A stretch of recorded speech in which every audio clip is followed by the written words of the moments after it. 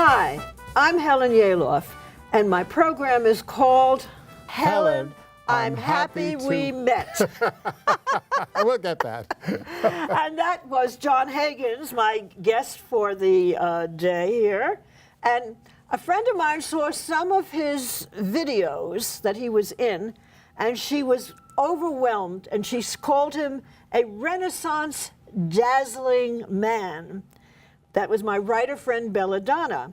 And this was after I showed her some of Jon Haggins' fashion performances and interviews in videos. Did you know that? No, I didn't know that. She thanked me for introducing Jon to her for the videos. So you are looking at Jon Haggins.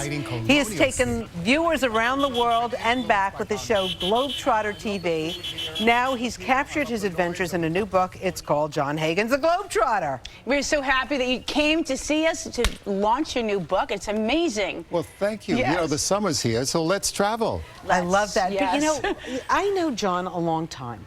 Jon, our first introduction was when he was designing clothes for people like Diana Ross. Exactly. So what happened? You went from this to Globetrotter. Well, you know, the world is so big, and we need to see it. And also to be educated with different cultures, different cuisine, and all of this is reflected in the book. And I think it's wonderful to be able to share. The book is a reflection of the travel show, which we do every week. And it's just such a wonderful For experience. 17 years. 17 years, Yes. exactly. And so I've seen a lot of the world, and this is the fourth book. I am so excited. I love the production of it. As you turn the pages, you're seeing the beautiful photographs, and you're traveling with me as you're turning the pages. It's just And you know, fabulous. he's bringing the fashion now to the book with himself. Oh, Totally. He's like dapper on every page. He's always styling it. And also he brings something else that's near and dear to our heart, food. Yes. Because there's also that's included in the book too. When you travel, you got to eat and drink. Yes, you Very experience important. it all. So where have you been that you were totally like, I'm so glad this was on my to-do list because, you know, it changed my life? Was there any life-changing moment for you? Well, a place that I think of is Holbox, H-O-L-B-O-X. It's off the coast of the Yucatan. It is so peaceful. The taxis are ATVs, and the resort, Casa Sandra, is so extraordinary. And you just relax, you know, in the dirt roads and the little colorful town. And you just feel, it's a place you really go for a vacation where you can really breathe and watch the swaying of the palm trees. It's just I've wonderful. heard of this place before. I got to put this on my list. It's Just get the fabulous. You're book. going to love it. You're going to absolutely love it. Now, do you ever find you want to like move to one of these places and just like retire there? Ever? Do you ever Retire? No, but in the sense That's of a like, dirty word. No, but I mean like one day like I'm going to be in Tuscany and that's where I'm going to just stay at some Right. point because New York grind is hard. Right.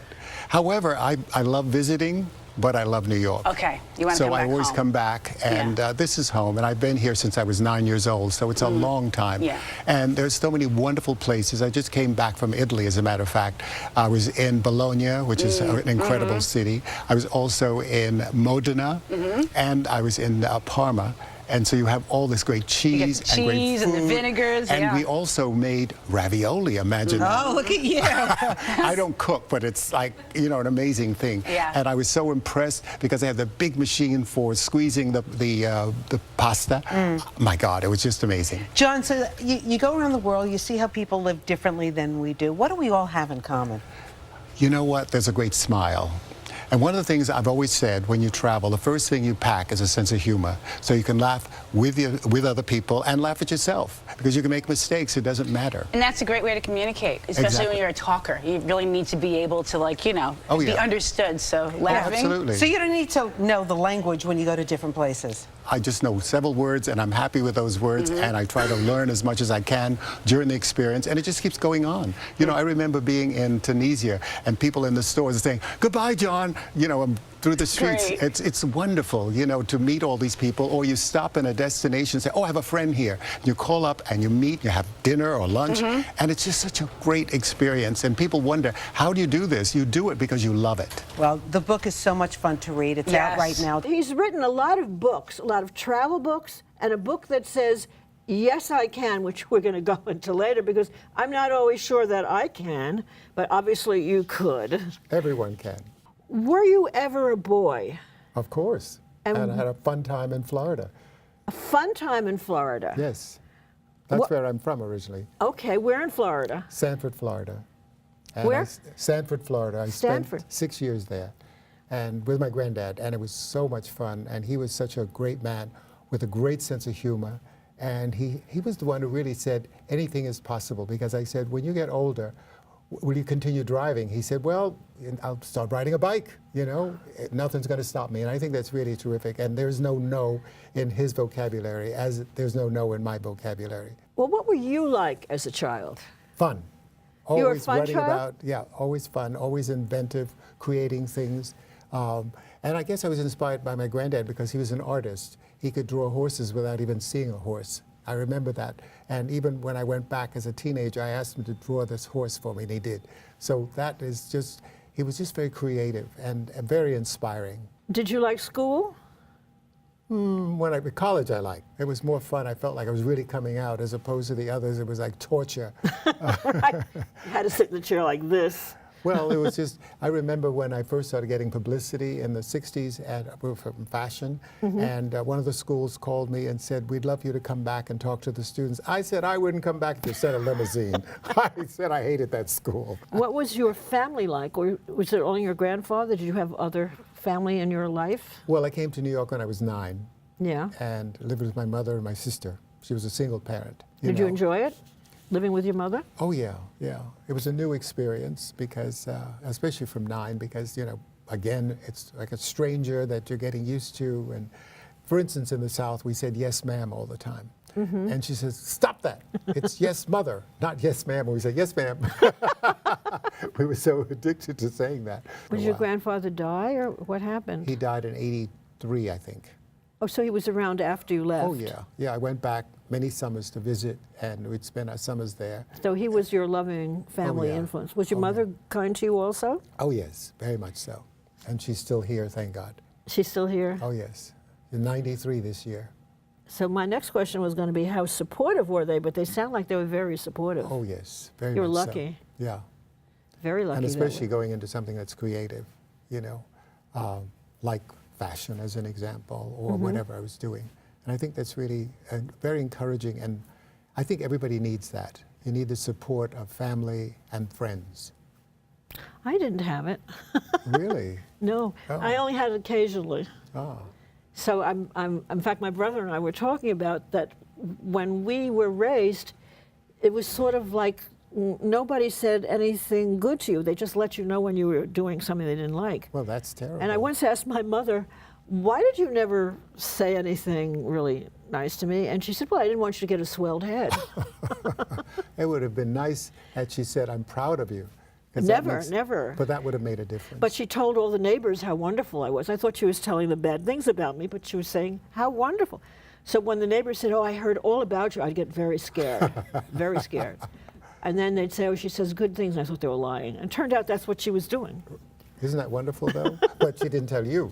Oh, and no. didn't share it with you. No. Which would have been encouraging. Which would have been nice, wouldn't it? Yeah. Exactly.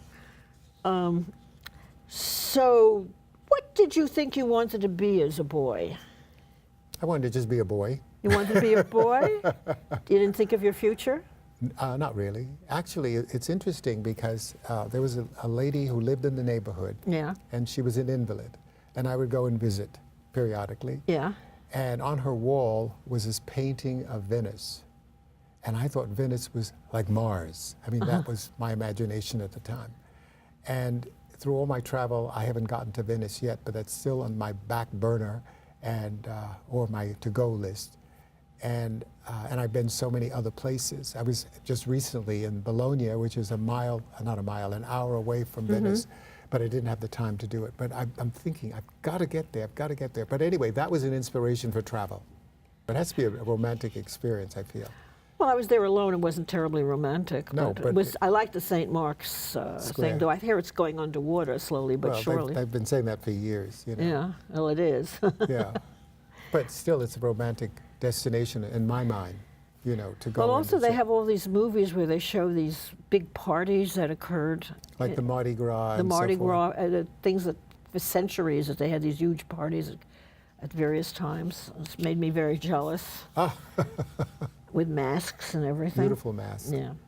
So And you can rent the clothes, by the way, for the Mardi Gras. Oh. So that's a whole other thing. And the mask and all of that sort of, so you can participate. It's a wonderful experience. It's totally different from the Mardi Gras in Rio.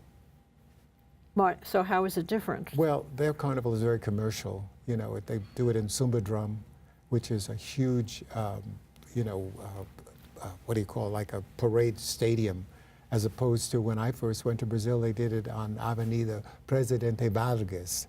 And it was just marvelous, right on the street. And it was just a whole... I mean, it's become commercial over very time. commercial now. What do you think of the dancing kinds of things that they do? Oh. Half naked or three-quarters naked? Are you kidding? It's fantastic.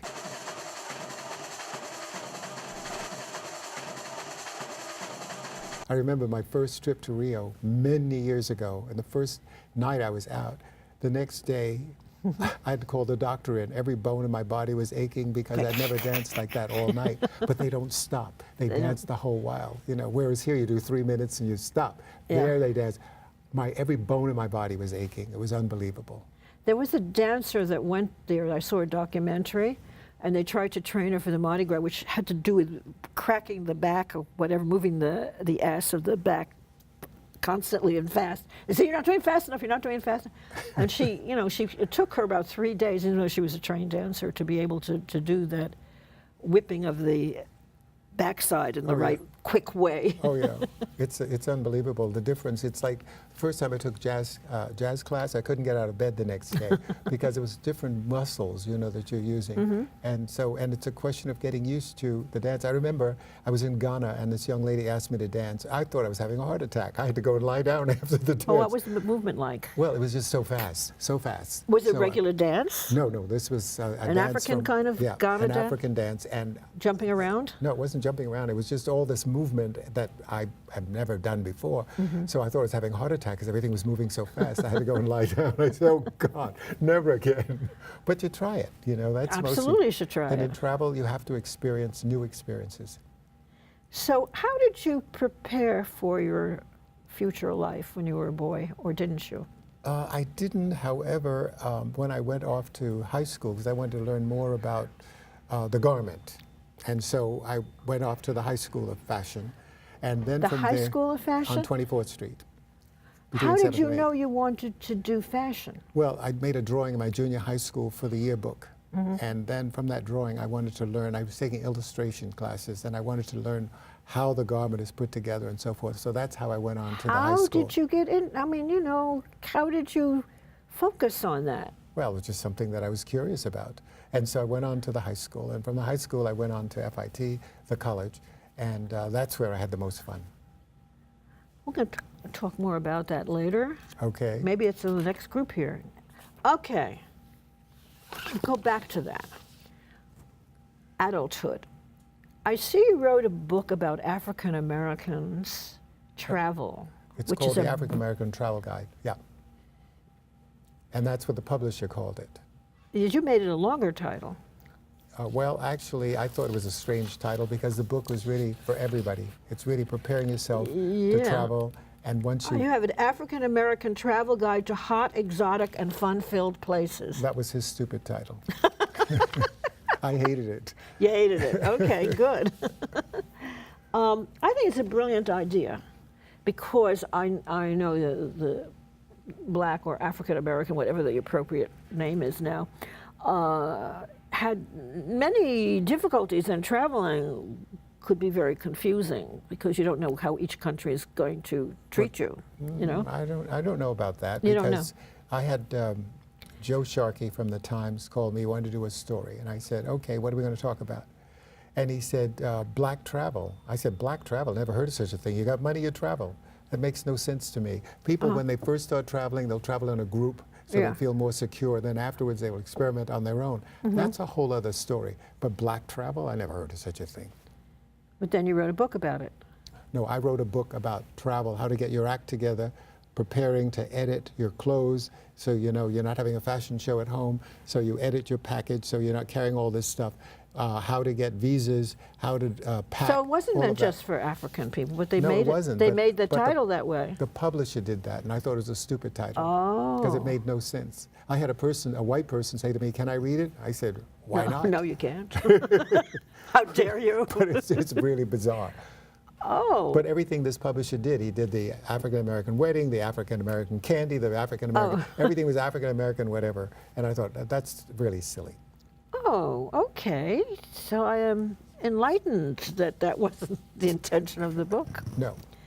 So have you had trouble being an African American? Being myself, Yeah.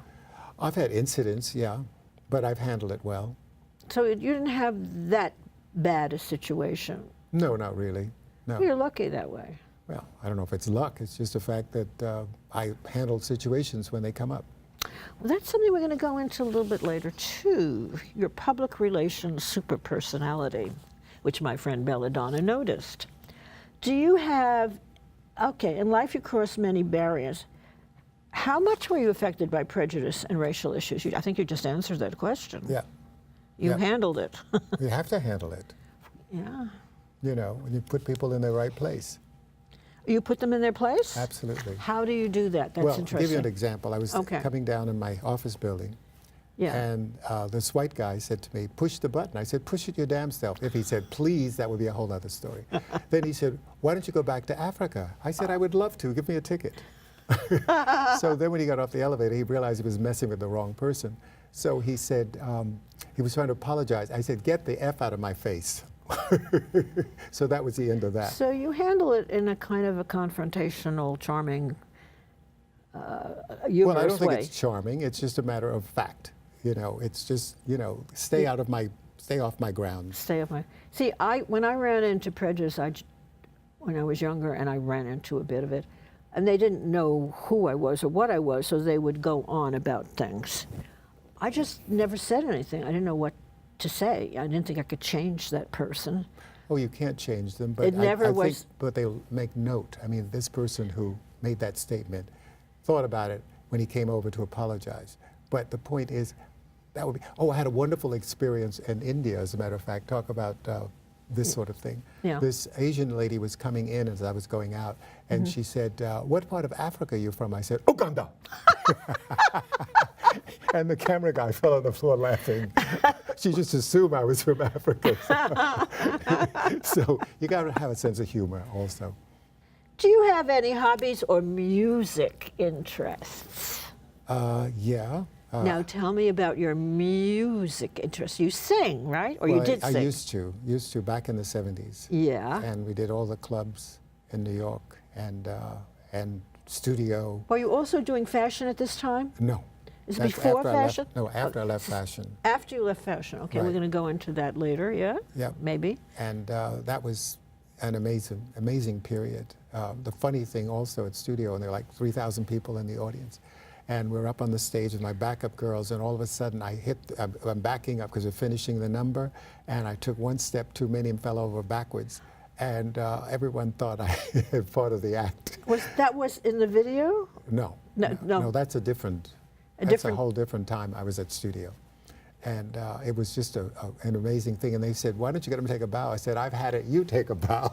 Anyway, the backup girls looked at me like this, and they finished up the last, and off I went. And I thought, that's it. I went over backwards like that. It was unbelievable. So did you say it was a moving catwalk? No, that was the video that you saw was a moving It's catwalk. so, That was totally you're different. so adorable in that thing. It's so adorable. I love it.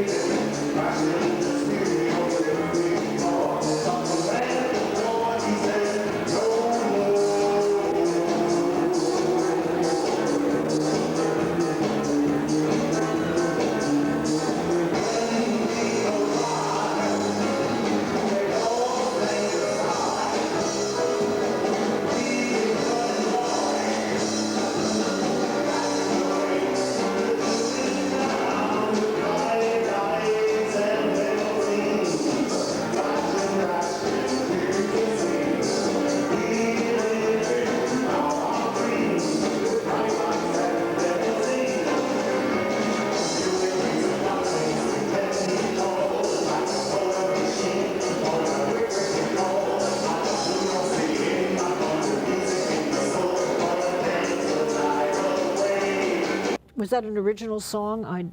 Yeah, one I wrote. You wrote the song too. Yeah. So my friend, who is now your fan, as I am, by the Aw. way, noticed that you had the right appropriate behavior for each interview situation. I showed her on your videos. On talk shows, you took control. Charmingly, when the guy's trying to lead you in a certain way and you don't want to go there, you would shift it. Oh, really? Yeah. In other words, he'd say, and your clothes are such and such, but that's because it's a wonderful thing and I love women and they're wonderful, you know, or something like that. Oh. And you charmingly sold your personality, and it was a selling situation, and your wares, which is the fashion.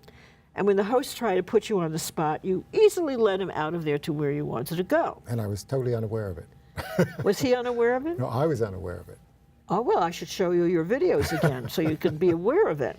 And then when we saw you interview someone for your TV books, instead you listened supportively. So my friend kept saying you communicate appropriately and differently with each situation. How did you develop that skill? Comes naturally. See- Helen Gurley was on. She was in this studio, as a matter of fact. Yeah?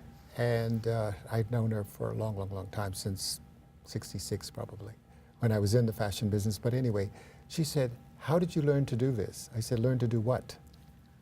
And What was she talking about? interviewing. So your natural outgoing personality, or? No, just a question of listening. Well, when you were on this talk show with this guy and showing your fashions there, you were taking charge. You weren't just listening. Because he was leading you a certain way and you were leading him out of it. But as a host, As a host, you listen. yes. That's what I'm saying. It's two different things. One, you took charge. Okay. And right now we're talking back and forth. So it's a there's a different thing because it's a casual conversation back and forth, more or Right. less. Right. So it's a whole different quality. Everything is different. Everything is different. Each situation is different. So we're going to start on fashion. We may have to end up continuing it on another show. I don't know. How did you get to the Fashion Institute of Technology? I walked 3 blocks from my high school. Oh, come on. And actually, an interesting thing, when I was in high school for the summer, Oh, you were in a fashion high school. Yeah, on 24th Street. And 27th Street is where FIT is, so I walked 3 blocks. Anyway, they had a position open for someone to work in the bookstore Yeah? for the summer. So I said, oh, that's perfect. So what happened was I worked in there for, I don't know, more than the summer, just continued. And I also went to school at the time, and also it paid for my college education by working there. I would have a calendar for a month, and I wouldn't wear the same thing within the month.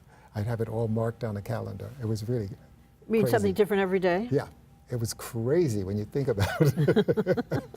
And how crazy is this? And then when I got out of school, I had, I don't know, I say 50 jobs within a short while. What I say, 2 years? Yeah, within 2 years I probably had 50 jobs. It was 1 week, I had 50 3 jobs? 3 jobs in 1 week, and each one had an increase in salary. Because I don't lied. understand. You mean you'd be fired from one job, or you'd be fired? Fired.